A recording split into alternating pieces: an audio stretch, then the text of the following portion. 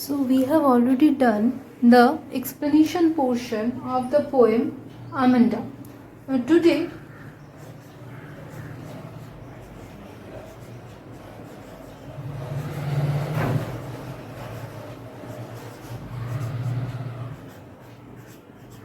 we will deal with the literary device of the poem. Okay. So the first stanza, we will first see that repeated use of two or more lines like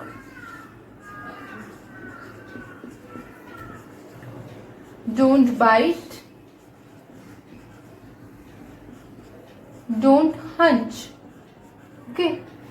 So here in the first stanza, if you look at your book, then you will find out that repeated use of a word that starts with the same alphabet. Okay. So what is it, as we have discussed earlier?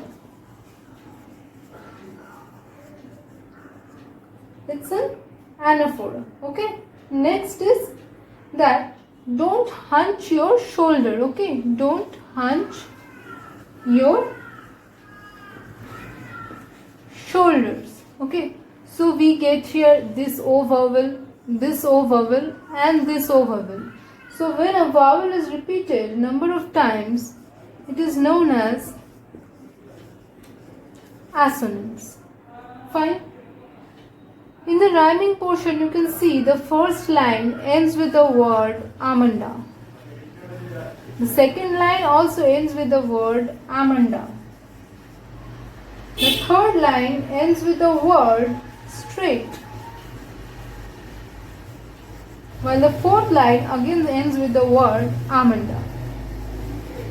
Now look at your book. In the fifth line, it has C. Then next word, the next line is me. Then it's blissfully. Okay. So when we will consider the rhyming pattern, this is line A. This is again repeated, so this is again A. This is repeated over here, so this is A. This straight is not linked with A, so it will be a B. Okay.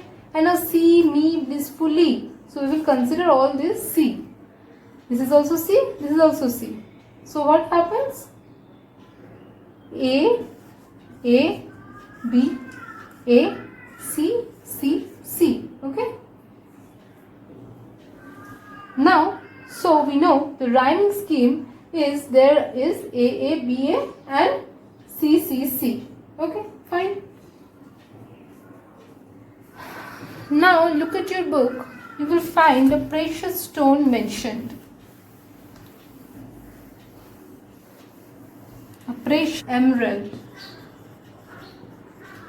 Okay. So this stone is mentioned. Fine. So now we know that this causes a metaphor. Why? Emerald, C. With emerald we know it's like a diamond, it's a stone. So the thing which is related to stone now comes to describe the thing which is C. So here we see a metaphor. Fine. The word Amanda, that is a name, is repeated number of times. So it's a repetition. Next, when in the emerald sea, Amanda drifts blissfully.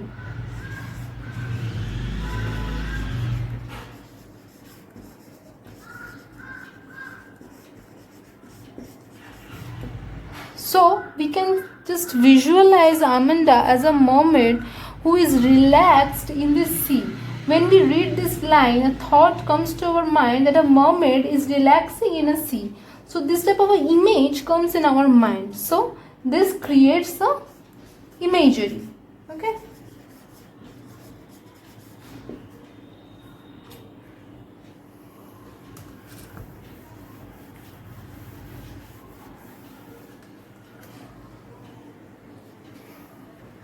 After that imagery, we see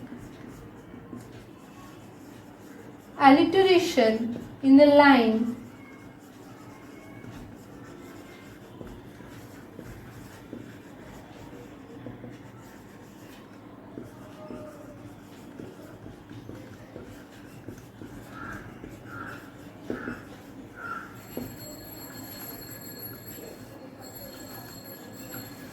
Okay, so S is constantly repeated at the beginning of each word in a single sentence who are closely related. So this is an alliteration. Why? Because this S is repeated number of times in a single sentence. So that creates alliteration. Next, mermaid. So this mermaid word we already know this word mermaid. We already know what mermaid is. So when mermaid is mentioned in this poem, this particular thing is taken from anywhere else and inserted in this poem. So when in this poem we get this mermaid, so we already know that it is from something else. This thought came from somewhere else. So which thing comes from somewhere else, that is known as allusion. Okay, so this is an imaginary character whose reference we get in this poem. What we get? Reference. So reference of anything from outside in a poem, that reference which we already know, that is known as allusion. Okay.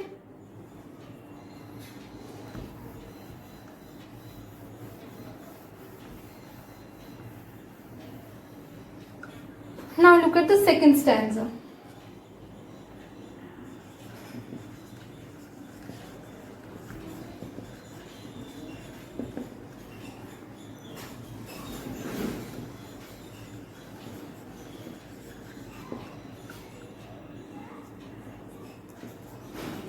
Again, this same word is repeated in the first sentence also and in the second sentence also. So what is it? Anaphora, just like we saw in the first stanza. Okay, don't. In first stanza the word was don't. In the second it's did. Rhyming scheme is same, A-A-D-E and E-E-E. Okay.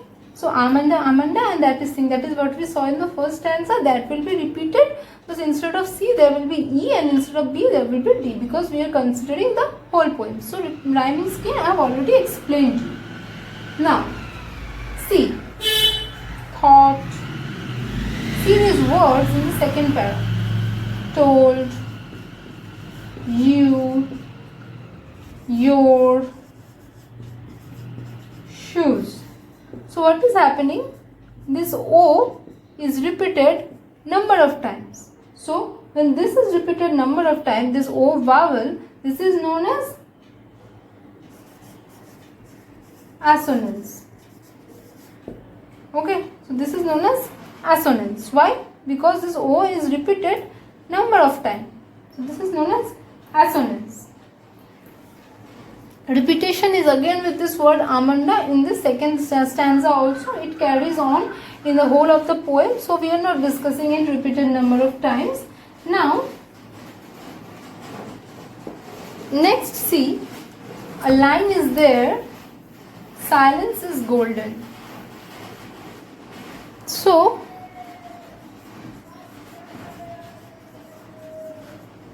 what is golden? Silence. Golden comes from the word gold. Okay, so golden is actually a color. Okay, but it is actually color, and also its reference is with gold, which is actually a precious metal. So these things are there, but silence is something abstract. We cannot see silence. Well, materialistic thing is gold, and golden is completely a different thing which is not attached with this silence. But yet the poet takes this word golden in front of silent to make us understand that it is very precious. Silence is very precious. Why? Because gold is a precious metal. So the precious thing which is associated with gold, that comes here with silence. So as emerald had connection with the stone and it came with sea, similarly this golden also came with silence. So we get a metaphor over there. Fine. Next. Also, same thing happened with freedom and sweet. The poet tells that freedom is sweet. But can freedom be sweet? Freedom doesn't have any taste, okay? But yet sweet is used with freedom. So here again this type of word is coming to describe another word which doesn't have any relationship. So that makes it again a metaphor. Okay.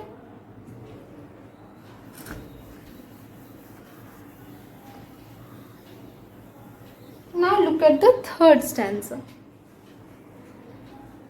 We get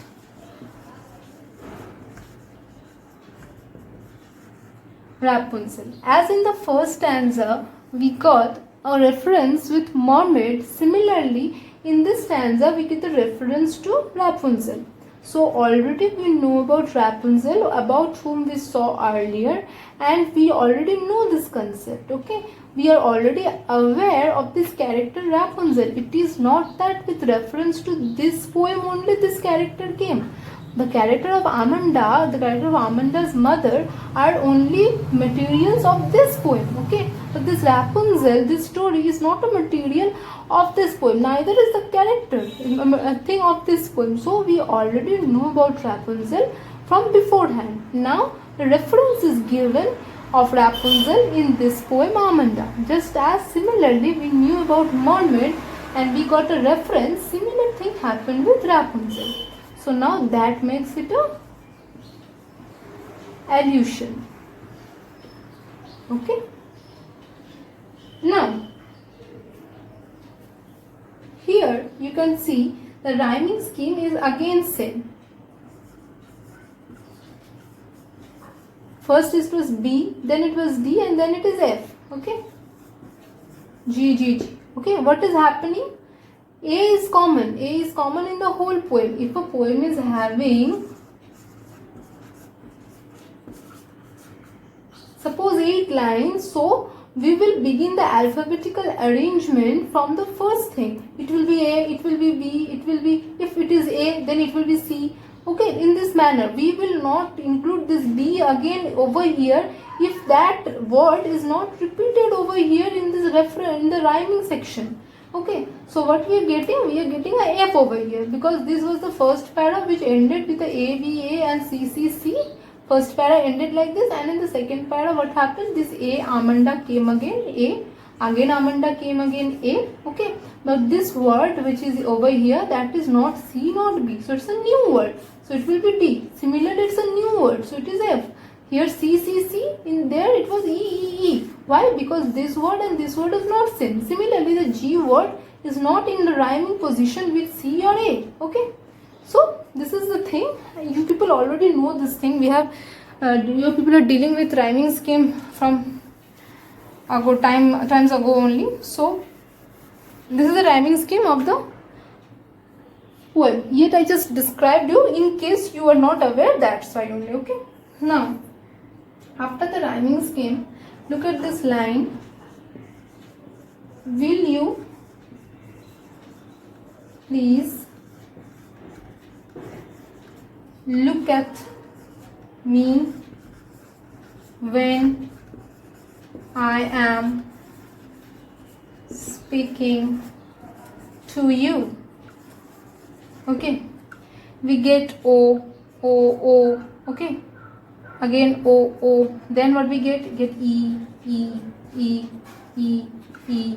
Okay, so E and O are used number of times in this line. So, and this repetitive use of vowel makes it an example of assonance. It's an assonance. Okay, and then you can see in that line, I am Rapunzel. I have not a care, bright hair. So what is happening over here? You can see this R is getting repeated number of times. Okay, what is happening? R is getting repeated number of times.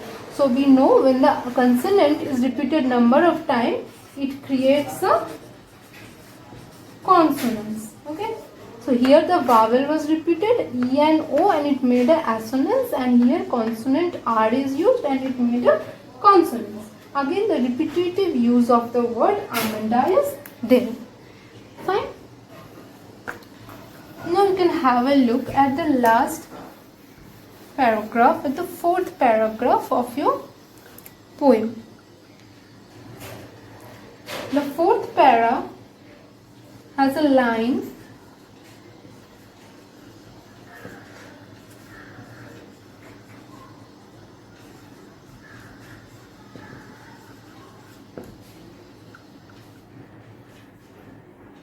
stop that sulking. Here we get the repetitive use of the S, that is the beginning thing, the beginning alphabet of a word. So when the alphabet is repeated at the beginning number of times, it creates alliteration.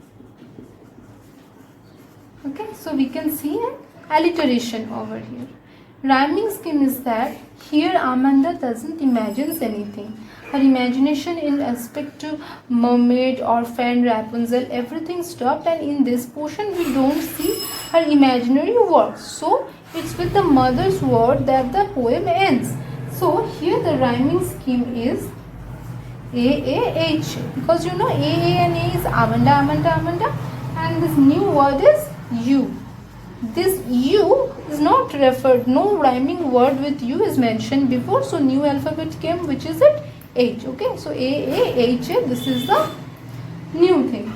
And repetitive use of the word Amanda is again there. So that makes the literary device of this poem complete. In terms of this explanation of this poem, as I have described to you, you need to have a more matured approach towards this poem.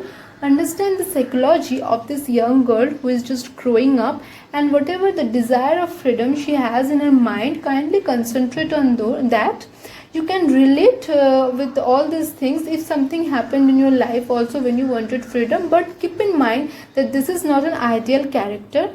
In literature we are continuously seeing with some from some time, like from unit 2, that some characters are involved who has some type of flaw, some types of problem in their character, but they are the main characters. So here also same thing happened. This character has some flaws, yet she is the main character, and we have to understand her perspective, we have to understand her mother, and we have to understand what is necessary in social terms, how much it is necessary to maintain this freedom, to have this freedom for this child with proper guidance that her mother has been providing. Fine. So this completes your poem Amanda.